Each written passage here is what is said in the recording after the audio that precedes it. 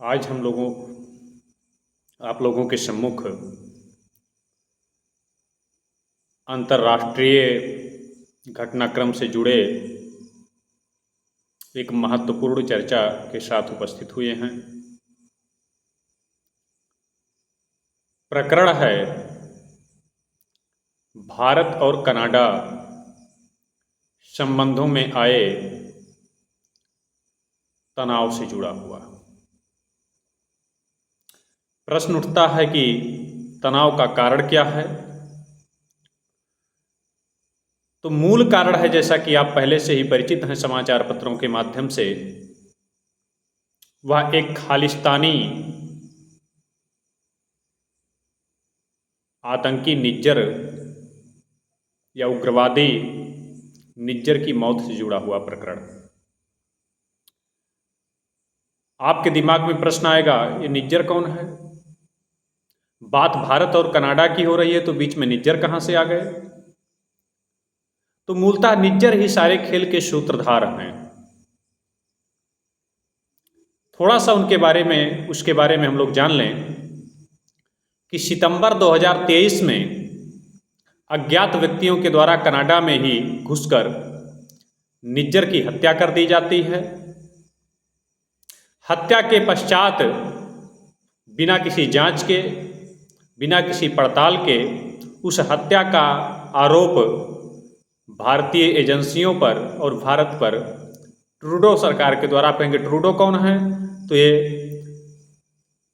Canada के प्रधानमंत्री महोदय हैं, उनके द्वारा भारत पर मढ़ दिया जाता है। तत्पश्चात भारत सरकार के द्वारा उन आरोपों का खंडन किया जाता है। प्रश्न सबसे पहले यहाँ यह स्पष्ट कर दिया जाए कि निज्जर कौन है। तो निज्जर मूलतः देखा जाए तो ये भारतीय मूल के ही रहने वाले थे। भारत में इनके काले कारनामों का एक काला लंबा चौड़ा चिट्ठा भी है और भारत सरकार द्वारा इनके भारत के विरुद्ध विभिन्न प्रकार के षड्यंत्र, भारत में विभिन्न प्रकार की हिंसा और दुष्कृत्यों के कारण इन्हें पूर्व में ही आतंकी घोषित किया जा चुका था और इनके ऊपर 10 लाख रुपए का इनाम भी घोषित कर दिया गया था। अब इनाम तो हमने घोषित कर रखा था, लेकिन ईश्वर का जो इत्तेफाक कि उस इनाम की राशि हमें खर्च भी नहीं करना पड़ा और ये ठिकाने भी लग गए। अब ठिकाने जब लग गए तो आरोप जो है भारतीय एजेंसियों पर मढ़ दिया गया, क्योंकि पहले से जो है हमारे वो मोस्ट वांटेड हिट लिस्ट में थे महोदय। और तर्क कनाडा के द्वारा यह दिया गया कि निज्जर चूंकि हमारे यहाँ के नागरिक थे और नागरिक होने के कारण कनाडा का यह अधिकार है कि अपने नागरिकों के विरुद्ध किसी भी प्रकार के षड्यंत्र का वह प्रतिकार करे। इधर उधर से जब कोई विशेष राहत मिली नहीं तो महोदय चले गए अमेरिका के शरण में। और इसी बीच अमेरिका में एक और खालिस्तानी आतंकी हैं, गुरपवंत सिंह पन्नू। पन्नू के विरुद्ध भी गोलियां चलाई जाती हैं, उनके भी हत्या का प्रयास किया जाता है। और उस हत्या के प्रयास में अभी उनके खिलाफ कोई कार्रवाई होती कि पूर्व में ही अमेरिकी खुफिया एजेंसी ने दावा किया कि यहाँ भी भारत के विदेश विभाग के पूर्व अधिकारी निखिल गुप्ता के द्वारा गुरपवंत सिंह पन्नू की हत्या के प्रयास किया गया। यानी यहाँ पर देखिए किस प्रकार से कनाडा और अमेरिका दोनों के आपस की जुगलबंदी। कहा भी गया है कि रस्सी जल गई लेकिन ऐंठन नहीं गई, क्योंकि ये हमेशा ही आदि से ही विश्व व्यवस्था को, विश्व के देशों को अपना हरकारा मानकर चलने वाले हैं। सारा प्रकरण कहाँ से हुआ? तो कनाडा के लिए अलग समस्या है और अमेरिका की अपनी अलग समस्या है। अमेरिका की समस्या है यूक्रेन और रूस का युद्ध। अमेरिका चाहता है कि हम जैसा चाहें उसको अपनी पिछलोगई कराएं। अमेरिका चाहता है कि भारत रूस से अपने रिश्तों को तोड़े। और कहेंगे तो ट्रूडो साहब क्यों आरोप लगा रहे हैं, तो ट्रूडो की मूल समस्या है राजनीति। आप भारत में भी जो है इस चीज़ का अच्छा खासा नमूना देख चुके होंगे और देखते भी हैं हमेशा हर चुनाव में कि यहाँ चुनाव जीतने के लिए क्या क्या षड्यंत्र नहीं किए जाते हैं। तो ट्रूडो साहब के पास कोई आंतरिक ऐसा कोई मुद्दा है नहीं, वहाँ उनको मूल चीज़ क्या है, सिख वोट, और सिखों का वोट उनकी पार्टी को ज़्यादा जाता है। अब जो है उस सिख वोट पर अपने वर्चस्व को बढ़ावा रखने के लिए कहेंगे सर सिख वोट, और कनाडा में, हाँ, चूंकि कनाडा में भारत के बाद सबसे ज़्यादा सिख बसते हैं, सबसे ज़्यादा सिखों की संख्या अगर विश्व में कहीं है तो भारत के बाद कनाडा में है। भारत में आप देखेंगे तो सिखों की जो है पूरी की पूरी संसद में जो प्रतिनिधित्व है 12 से 13 सीटों पर सिमटी होगी, 14 हो जाएगी, बहुत ज़्यादा हो जाएगी। जबकि कनाडाई संसद में सिखों 18 सिख प्रतिनिधि मौजूद हैं। यानी आप वहाँ अंदाजा लगा सकते हैं कि कनाडा की राजनीति में सिखों की क्या भूमिका है, क्या उनका अपना स्थान है। अब इसमें जो है अभी तक जांच चल ही रहा था। जांच चलते चलते सोमवार को अभी एक नाटकीय घटनाक्रम कल घटित हुआ। इसमें कनाडा द्वारा भारतीय उच्चायोग के कर्मचारियों के जांच की बात की गई। यानी कनाडा ने भी साल भर तो जांच किए, आरोप पहले से लगा बैठे थे कि भारत ने सारा सब कुछ कराया है। अब इन्होंने कहा कि हाँ, हमें कुछ सबूत मिले हैं और इन सबूतों के आधार पर हम जो भारतीय उच्चायोग के कर्मचारी हैं इनकी हम जांच करना चाहते हैं। आप कहेंगे उच्चायोग क्या है, तो आपको पता होना चाहिए कि जो राष्ट्रमंडल देशों के सदस्य देश हैं उनके यहाँ जो मुख्य राजदूत होते हैं उनको राजदूत ना करके उनको उच्चायोग हाई कमिश्नर के नाम से जाना जाता है। वहाँ दूतावास को हाई कमीशन कहा जाएगा और जो अधिकारी होंगे उनको उच्चायुक्त के नाम से जाना जाता है। अब जांच की बात की गई भारतीय उच्चायुक्त के, तो भारत द्वारा कनाडा के उच्चायुक्त को सोमवार को ही तलब किया जाता है और उनको अच्छी खाफी लताड़ लगाई जाती है, फटकार लगाई जाती है। तत्पश्चात फटकार के पश्चात भारत सरकार ने कनाडा से अपने उच्चायुक्त जो संजय कुमार वर्मा जी हैं उनके साथ कुछ अधिकारियों को तुरंत वापस बुलाने का निर्णय लिया और उन्हें वापस बुला भी लिया। और साथ ही साथ कनाडा के उच्चायुक्त समेत 6 से अधिक कनाडाई प्राधिकारियों को भारत छोड़ने का आदेश दिया और उन्हें कहा गया कि भैया 19 अक्टूबर तक का आपको समय दिया जा रहा है, 19 अक्टूबर तक अपनी बोरी बिस्तरी बांधिए और यहाँ पे जाइए, आपकी कोई आवश्यकता नहीं है। तत्पश्चात भारत सरकार ने जो है कनाडाई सरकार को चेतावनी भी जारी की है कि आगे की स्थिति यानी कनाडा में भारत के हितों के विरुद्ध किसी भी प्रकार के कुचक्कर और षड्यंत्र की स्थिति में भारत अपने कार्रवाई के अधिकार को सुरक्षित रखता है।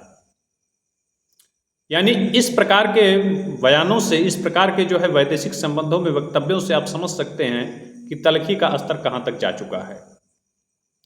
जिस प्रकार के तल्ख भाषा का प्रयोग भारतीय विदेश मंत्रालय के द्वारा कनाडा के लिए किया गया है, शायद भारतीय विदेश नीति के इतिहास में पाकिस्तान को छोड़ करके अन्य किसी देश के लिए इस प्रकार की भाषा का प्रयोग देखने के लिए नहीं मिलता है।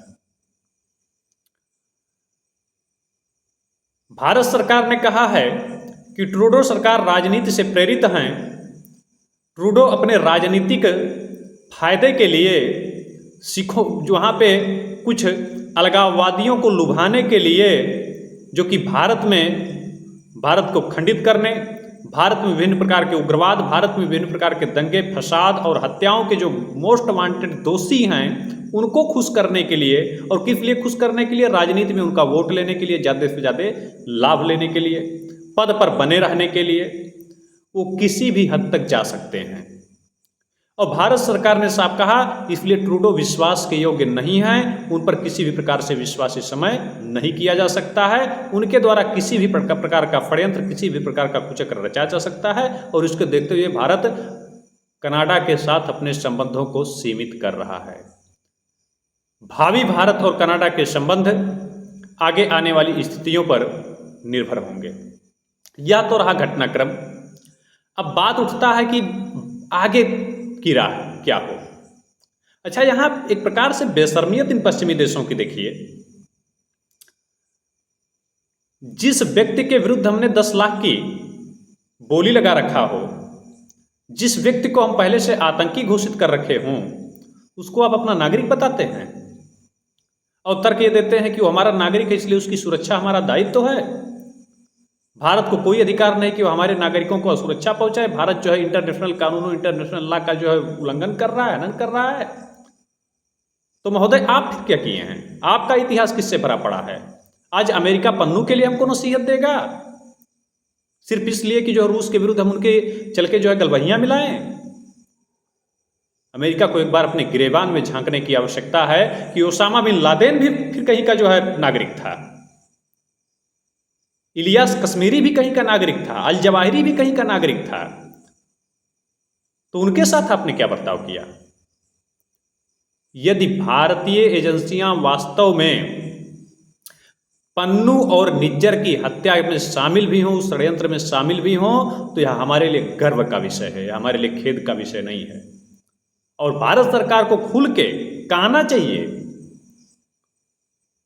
ये सब छिपाने छिपाने की बात ठीक है, कोई भी इंटरनेशनल लॉ जो हमारे देश के हितों के विरुद्ध हमारे देश की एकता और प्रभुत्वता को सीमित करता हो, उस किसी भी लॉ को हम कूड़े के ढेर के समान समझते हैं, जो कि आज इजराइल कर रहा है।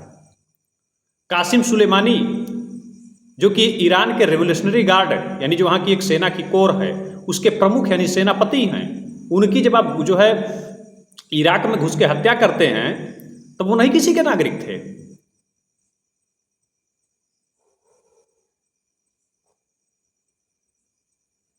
वो तो सेना प्रमुख थे ना।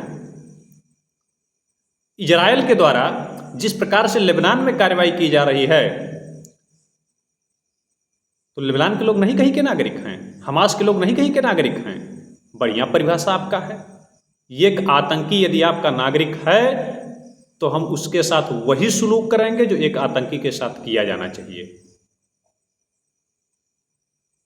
तो भारत को भविष्य में भी कनाडा के साथ रिश्तों के टूटने के बाद और सतर्क होकर जो है क्रिया प्रतिक्रिया देना होगा, क्योंकि जाहिर सी बात है हमारा वहाँ कोई प्रतिनिधि भी नहीं है और वहाँ पर अब कुचक्र और षड्यंत्र को और बेहतर तरीके से रचने का उन लोगों को मौका मिलेगा। और इस परिप्रेक्ष्य में मुझे लगता है कि भारत को अब पूरी तरीके से पूरी एक प्रकार से अगर देखा जाए तो शिद्दत से अब भारतीय सुरक्षा एजेंसियों, भारतीय जो खुफिया एजेंसियों को पूरी छूट दीजिए और अब वास्तव में वो कनाडा में चाहे किसी भी विश्व के किसी भी उसमें हो, इजराइल की तरह हमको चुन चुन के मारना होगा। अगर आतंकी है तो फिर जाहिर सी बात है उनके साथ वही सलूक होगा जो अमेरिका ओसामा के साथ करता है, जो इजराइल अन्य जो है लोगों के साथ करता है। और फिर हमें भी वही तर्क रखना चाहिए। इसके साथ अपनी बात को मैं विराम देंगे।